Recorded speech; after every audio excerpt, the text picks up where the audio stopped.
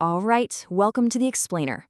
Today, we are going to trace this really cool path, all the way from super advanced artificial intelligence back to that simple aha moment that solves problems we see every day. So let's just jump right in with a bit of a puzzle. What do your phone and a muddy playground have in common? I know it sounds kind of weird, right? But the answer connects this world-changing tech to a super simple everyday problem. Stick with me on this one because the link is pretty surprising. Okay, so to figure that puzzle out, we've got to first get a handle on this huge technological shift that's happening literally all around us, right now. You know, AI isn't science fiction anymore, not at all. It's really the invisible engine driving what a lot of people are calling the fourth industrial revolution. And I'm not talking about robots in some far-off lab. It's right here. It's in the phone that unlocks with your face. It's that silent guardian in your banking app that's looking for fraud. And hey, it's even becoming a partner, helping to create the software that builds our entire digital world. And look, AI is so much more than just making things faster. It's a catalyst. It's actually shaping how we design stuff and how we make really important decisions.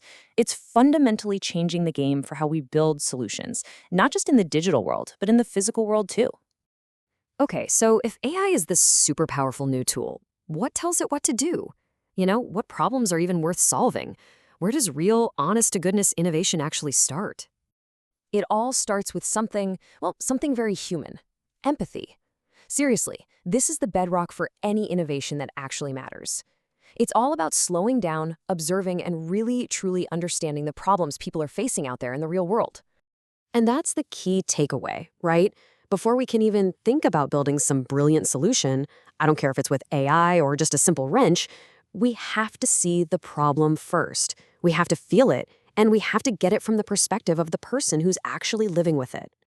All right, so how do the pros take that feeling, that empathy, and turn it into actual real-world action? Well, they use a structured process that's also, believe it or not, super creative.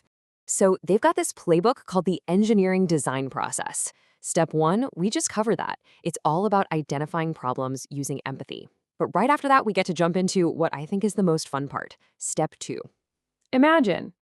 Yeah, the imagine stage, this is all about total creative freedom. It's where you just let your brain go and generate as many ideas as you possibly can. And there's no judgment. None. In fact, the wilder and crazier the idea seems, the better. They're all welcome. Now, you might think this creative explosion is just, throwing spaghetti at the walls to see what sticks, but there's actually a method to this madness. And here it is, the golden rule. There are no bad ideas. Seriously. By putting judgment on pause for a bit, you can focus on getting a ton of ideas out there, quantity over quality. This lets you explore stuff you'd normally just brush off. And trust me, sometimes a silly idea is the exact spark you need for a brilliant one. Okay, let's circle back to our muddy playground. During brainstorming, every single one of these ideas gets a fair shot. I mean, build a giant fan. Probably not going to happen. Create mud-proof shoes for the whole town? Yeah, unlikely. But just by putting them on the list, we force our brains to think bigger and we don't get stuck on the first, most boring solution. And this brings us to a perfect real-world example. The Post-it note. You got this scientist at 3M, Spencer Silver, who invents this super weak glue, a solution that didn't have a problem. Fast forward a few years and his colleague, Art Fry, is getting super frustrated because his bookmarks keep falling out of his choir book. And then, damn. The aha moment. He connects that useless weak glue to his very human problem. That's the creative leap. And that's exactly the kind of connection we want our fancy new tools, like AI, to help us make. And here's a super simple but crazy powerful tool to help you do this. Just sketch it out. No, you don't have to be an artist.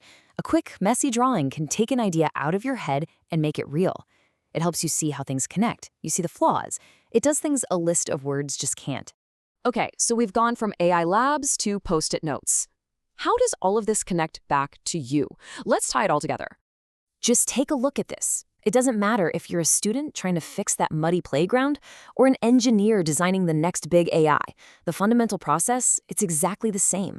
When you're sketching out silly ideas, you're using the same mental muscle that scientists call abductive reasoning, which is really just a fancy term for making a creative guess. When you're exploring all those possibilities, you're expanding the design space. See, it's all the same universal creative spark. So here's the big takeaway, the thing I really want you to try. The next time you spot a problem out there, Challenge yourself. Imagine and sketch out at least 3 totally different solutions. Not 1, not 2, go for 3.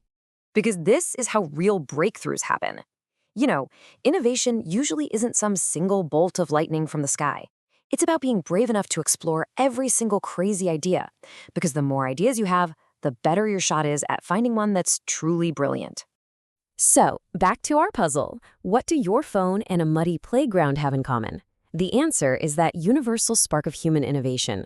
It's a process that always starts with empathy, and then it just blossoms with fearless imagination.